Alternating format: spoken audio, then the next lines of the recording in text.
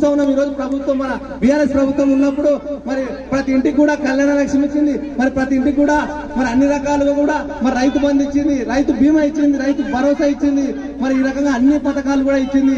కానీ ఇవాళ చూస్తా ఉన్నాం ఈ పట్టణంలో చాలా మంది బడుగు బలహీన వర్గాల విద్యార్థులు చదువుకున్నారు. మరి 10వ తరగతి పాస్ అయితే కూడా 10,000 ఇస్తాని చెప్పింది ప్రభుత్వం. ఇవాళ దిక్కు దివారం లేదు, పిల్లలకు ఫీజు రియంబర్స్మెంట్ లేదు. ఈ పట్టణాల్లో చాలా మంది విద్యార్థులు ఉన్నారు, నిరుద్యోగులు ఉన్నారు.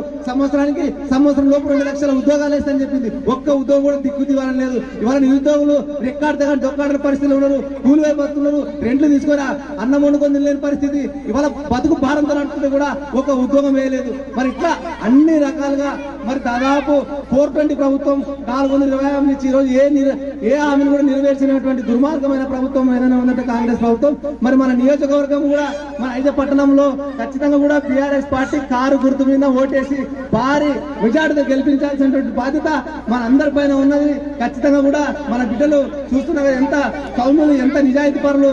మన గతంలో కూడా బీఆర్ఎస్ పార్టీ నాయకులు అంటేనే నిజాయితీకి మారిపోయారు. మరి మళ్ళొకసారి కూడా ఐజ పట్టణంలో అంటే సామరస్యంగా ఉండాలంటే బీఆర్ఎస్ పార్టీ గెలవాలి, గొడవలు కావాలంటే కాంగ్రెస్ పార్టీ గెలిచే పరిస్థితి ఉంది. కాబట్టి సామరస్యంగా ఉండాలంటే ఖచ్చితంగా కారు గుర్తు బీఆర్ఎస్ కే ఓటు వేయాలని ఈ సందర్భంగా మీకు అందరికీ మరొకసారి కూడా మరి పెద్ద ఎత్తున ప్రజలందరూ కూడా ఆశీర్వదించి మనం ఓటేసి భారీ మెజార్టీతో గెలిపించాల్సిన బాధ్యత మన పైన ఉందని కోరుకుంటూ ఈ సందర్భంగా నాకు ఇచ్చినందుకు అందరికి నమస్కారాలు ముగిస్తున్నా. జై తెలంగాణ, జై జై తెలంగాణ.